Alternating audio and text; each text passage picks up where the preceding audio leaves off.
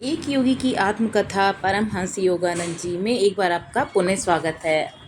आप सभी को मेरा नमस्कार। अध्याय 16 में आज शीर्षक है ग्रह नक्षत्रों को मात देना। मुकुंद, तुम एक ज्योतिषी वाला कड़ा क्यों नहीं लाते? क्या मुझे लाना चाहिए गुरुदेव? मैं तो ज्योतिषी पे विश्वास नहीं करता। इसमें ज्योतिष पर विश्वास का प्रश्न नहीं था, केवल एक वैज्ञानिक दृष्टिकोण किसी भी विषय पर कि क्या यह सच है। गुरुत्वाकर्षण का नियम न्यूटन से पहले भी था और बाद भी रहा। ब्रह्मांड में भी बहुत उथल पुथल मच जाएगी यदि मानव के विश्वास अनुमोदन के बिना इसके कानून काम नहीं कर पाते। पाखंडी भविष्यवक्ताओं ने प्राचीन विज्ञान को आज बदनाम कर दिया है। ज्योतिष बहुत विशाल है, गणितीय और दार्शनिक ढंग से इसे अच्छी तरह से समझा जा सकता है, लेकिन वह भी इसकी जिसे गहरी समझ हो। यदि कोई बेवकूफ़ व्यक्ति आकाश के ग्रह तारों को गलत पढ़े और वहाँ विशिष्ट संकेत की जगह एक लाइन समझे जिसकी कल्पना एक अपूर्ण जगत में की जा सकती है, तो अर्थ का अनर्थ हो सकता है। बुद्धिमान की ज्ञान को भी यूं ही मिथ्या नहीं समझना चाहिए। सृष्टि के सभी अंग एक दूसरे से जुड़े हुए हैं और एक दूसरे के प्रभाव को आपस में बदलते रहते हैं। आपस में आदान प्रदान ही ब्रह्मांड की संतुलित लयबद्ध गति का आधार है। मेरे गुरु ने आगे कहना जारी रखा, मनुष्य को अपने मानव स्तर पर दो तरह की शक्तियों का सामना करना पड़ता है। पहले अपने अस्तित्व के अंदर की उथल पुथल, जो पृथ्वी, जल, अग्नि, वायु और आकाश के मिश्रण के प्रभाव से होता है। दूसरा प्रकृति की बाह्य विघटनकारी शक्तियाँ। जब तक मनुष्य अपने जीवित रहने के लिए संघर्ष करता रहता है, तब तक पृथ्वी और स्वर्ग के असंख्य परिवर्तनों का प्रभाव उस पर पड़ता है। ज्योतिष विद्या में ग्रहों के प्रभाव पर मनुष्य के कैसी प्रतिक्रिया होगी इसका अध्ययन किया जाता है। ग्रहों या तारों में किसी दया अथवा कोप का कोई सचेत भाव नहीं होता। वे केवल अपनी सकारात्मक अथवा नकारात्मक किरणों को भेजते रहते हैं।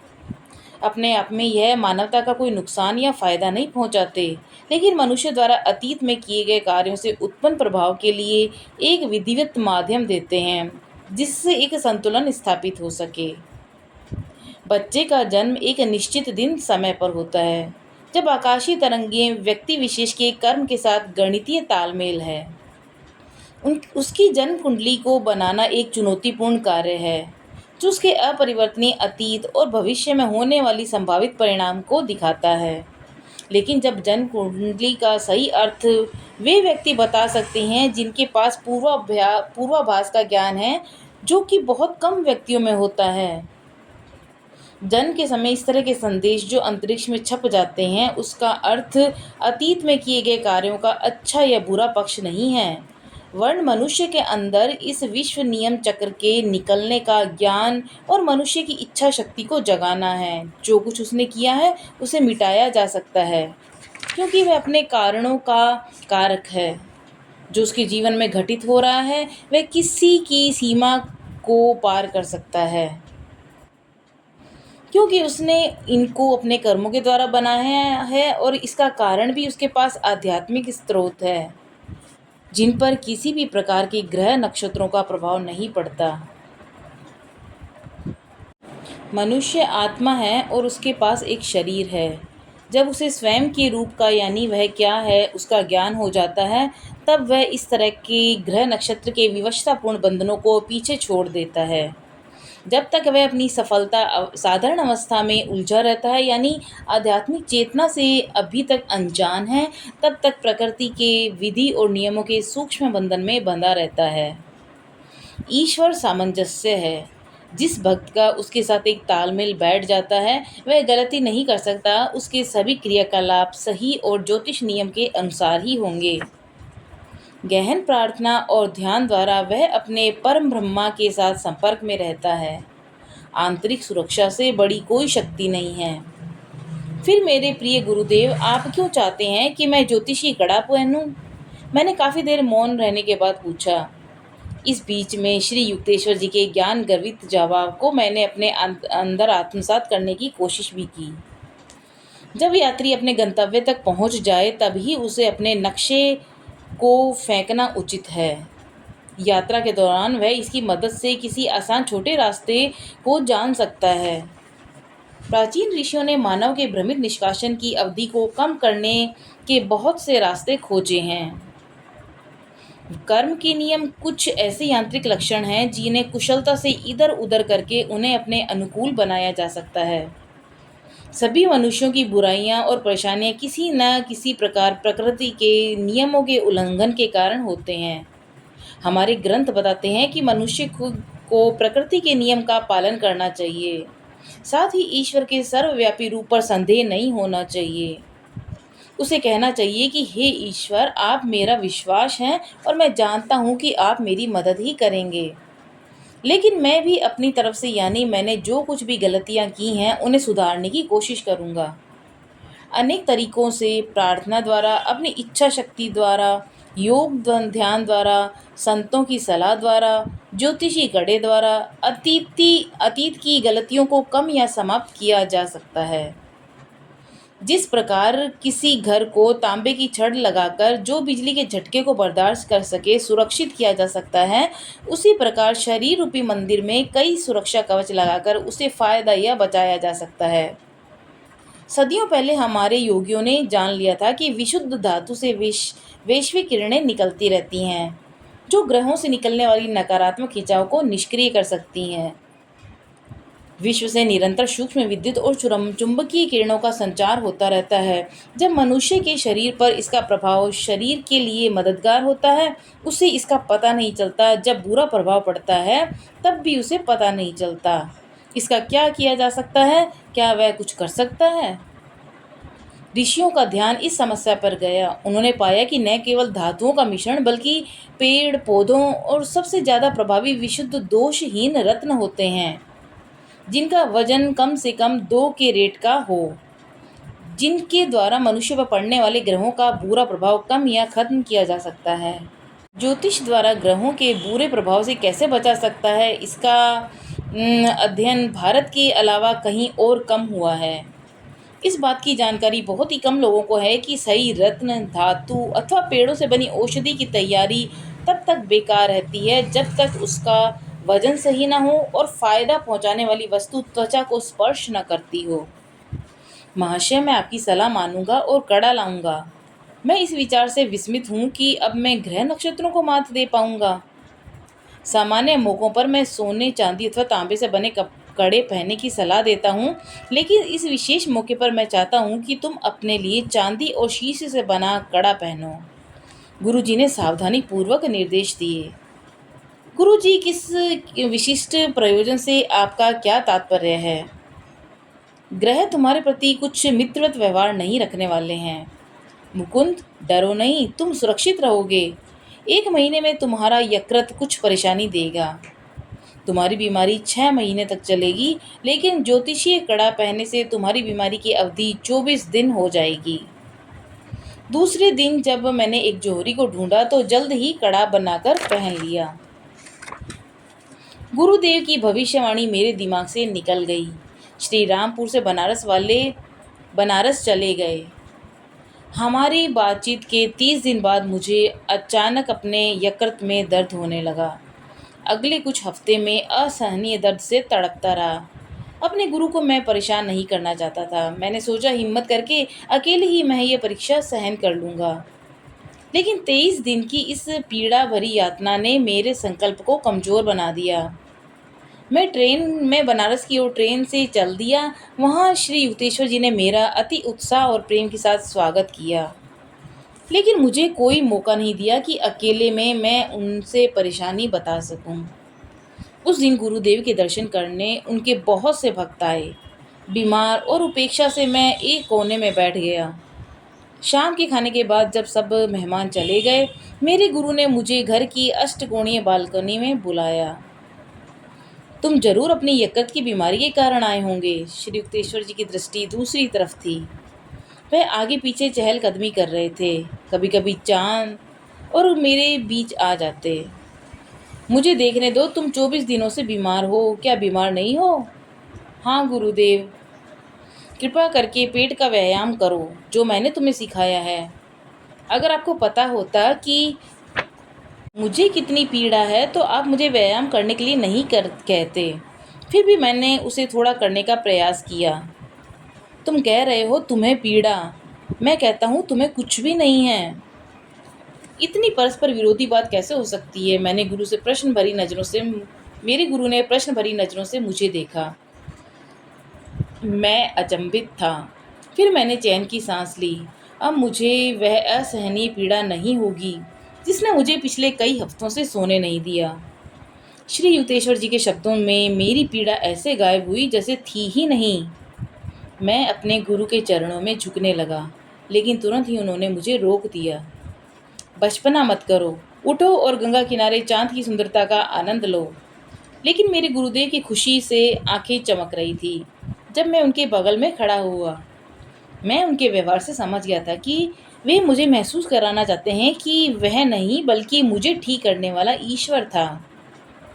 मैं अब भी वह भारी चांदी और शीशा युक्त कड़ा पहनता हूँ, उन दिनों की याद के रूप में जब मुझे एक बार फिर से पता चला कि मैं एक मनुष्य से भी कहीं बड़े मनुष्य महापुरुष के साथ रह रहा हूँ। कई अन्य मौक़ों पर जब मैं अपने दोस्तों को श्री युक्तेश्वर जी के पास उपचार के लिए लाया तो वह ज़रूर ही किसी रत्न अथवा कड़ा पहनने की सलाह देते। इस प्रकार अपने ज्योतिषी ज्ञान का उपयोग करते रहते। बचपन से ही मैं ज्योतिषी के विरुद्ध था, जिसकी वजह से यह भी थी कि मैंने देखा था कि बहुत से लोग ज्योतिषी के कहे अनुसार ही चलते। कुछ हमारे परिवार में मेरे बारे में की गई भविष्यवाणी के कारण कि तुम 2 बार विधुर हो जाओगे और फिर तीसरी शादी करोगे। जब भी मैं इस पर विचार करता तो ऐसा लगता जैसे मंदिर के बाहर 3 विवाहों की बलि के लिए बंधा बकरा हूँ। अच्छा होगा तुम भाग्य के सामने समर्पण कर दो, अनंतदा ने कहा था। तुम्हारी कुंडली में लिखी बात कि किशोरावस्था में तुम अपने घर से भागकर हिमालय की ओर जाओगे, लेकिन तुम्हें जबरदस्ती वापस लाया जाएगा। जब यह बात सच हो गई है तब 3 विवाह की भविष्यवाणी भी सच होगी। एक रात एक स्पष्ट पूर्वाभास मैंने देखा कि मेरे 3 विवाह वाली बात एकदम झूठी है। मैंने जन्म कुंडली को आग लगा दी। फिर उसकी राख को एक कागज के लिफाफे में रखा, जिसके ऊपर लिखा था अतीत के कर्मों के बीज नहीं उग सकते यदि उन्हें ज्ञान की दिव्य अग्नि में भून दिया गया हो। मैंने वह लिफाफा ऐसी जगह रखा जहां उसे सब आसानी से पढ़ देख सकें। अनंत ने तुरंत मेरे विद्रोही विचारों को पढ़ लिया। तुम सत्य को इतनी आसानी से नहीं जला सकते जैसे तुमने इस कागज के रोल को जलाया है, मेरे भाई ने कटुता से कहा और तिरस्कार भरी हंसी हंसे। वास्तव में जब मैं बड़ा हुआ तब 3 अवसरों पर मेरे परिवार ने मेरा विवाह कराने की कोशिश की। हर बार मैंने उनकी योजना में शामिल होने से इनकार किया, यह जानते हुए भी कि मेरा ईश्वर के प्रति किसी भी ज्योतिषी के अतीत की भविष्यवाणी से प्रेम कहीं ज़्यादा था। जितनी गहरी किसी मनुष्य की आत्मानुभूति होती है, उतना ही ज़्यादा वह अपनी सूक्ष्म आध्यात्मिक स्पंदन से पूरे ब्रह्मांड को प्रभावित करता है और उतना ही कम उस पर ब्रह्मांड के परिवर्तनों का प्रभाव पड़ता है। अपने गुरुदेव के ये शब्द मेरे मन में उत्साह जगा देते थे। कभी कभी ये ज्योतिषियों के ग्रहों के अनुसार अपने सबसे खराब समय को बताने को कहता, फिर भी मैं जो ध्येय के लिए अपने तय करता उसको पाकर रहता। यह सच है कि कभी कभी मेरी सफलताएं असाधारण कठिनाइयों के बाद आई, लेकिन मेरा विश्वास सदा ही सत्य सिद्ध हुआ। दिव्य सुरक्षा पर विश्वास और ईश्वर द्वारा इच्छा शक्ति का सही उपयोग, यह दोनों ऐसी मजबूत शक्तियां हैं कि इनके सामने ग्रह नक्षत्रों से प्रवाहित होने वाली शक्तियां टिक नहीं पाती। जन्म के समय ग्रह नक्षत्रों की स्थिति का अर्थ ये नहीं होता कि मानव अपने अतीत के हाथ खिलौना बनकर रह जाए।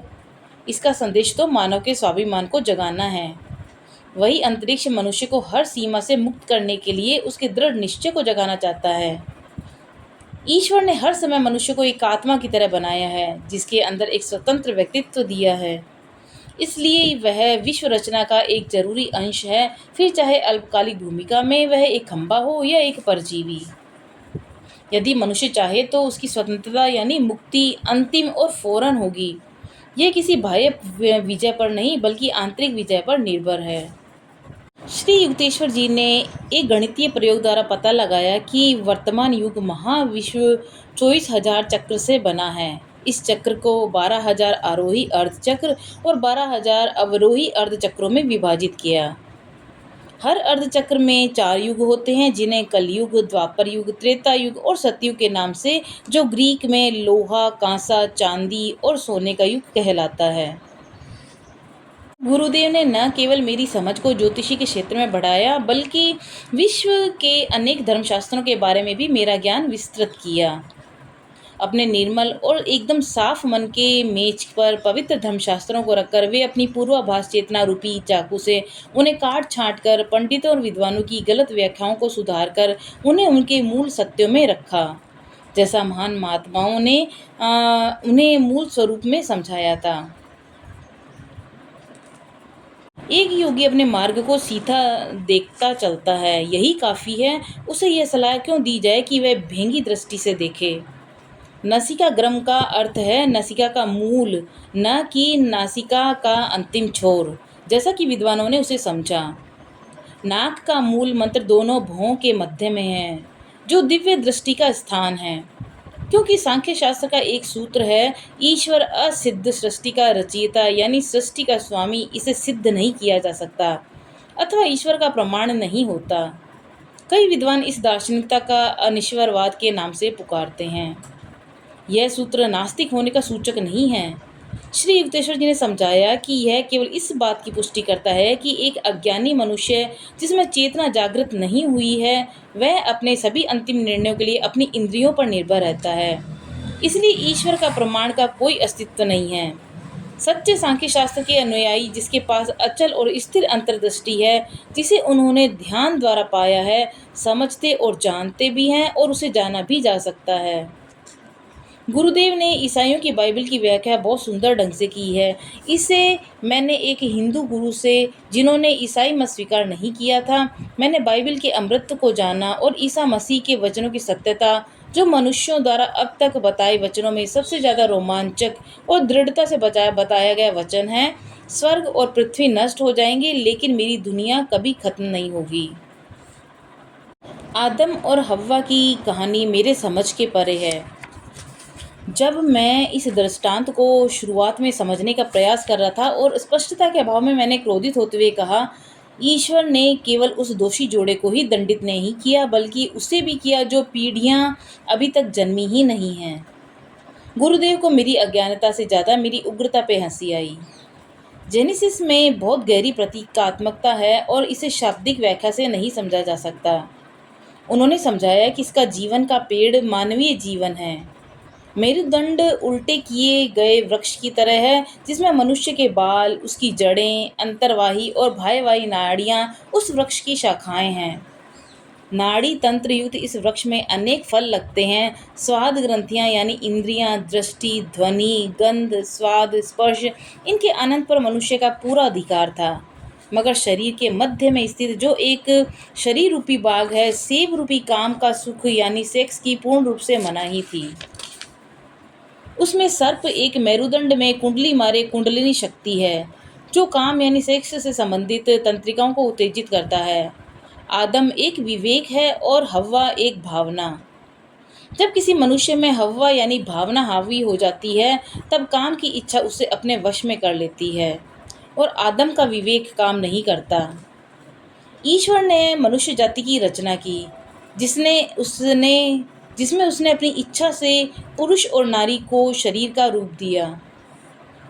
उसने अपनी इस नई जाति में उसी दिव्य शक्ति तरीके से अथवा अति उत्तमता के साथ शिशुओं के निर्माण की शक्ति दी, लेकिन अभी तक आत्मा के रूप में ईश्वर की अभिव्यक्ति केवल जानवरों तक सीमित थी, जिन्हें उसने विवेकहीन बनाया, जिनमें प्रवृत्तियां तो थीं लेकिन समझने और उत्सुकता का ज्ञान नहीं था। फिर ईश्वर ने पुरुष और स्त्री रूप में पहले मानवीय शरीर बनाए, जिन्हें प्रतीकात्मक रूप में आदम और हव्वा कहा गया।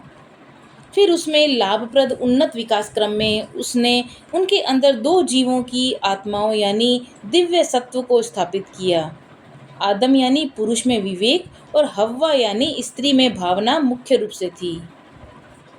इस प्रकार से द्वैत भाव को दिखाया गया जो इस सृष्टि में विद्यमान है। विवेक और भावना परस्पर सहयोग के आनंद में स्वर्ग में रहते हैं।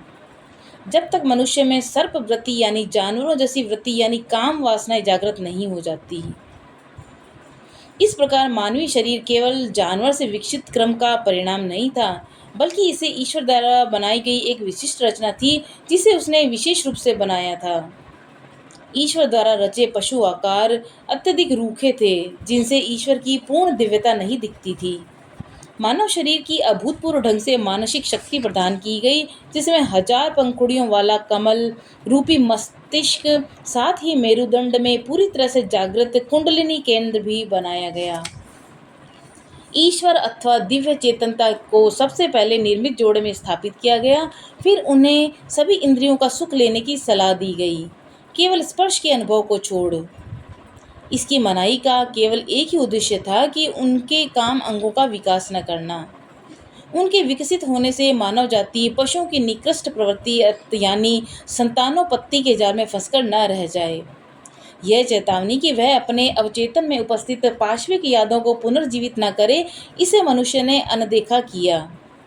आदम और हव्वा स्वर्गीय आनंद से गिरकर गए, जो मूल रूप उत्तम पुरुष में बहुत प्राकृतिक और सहज था।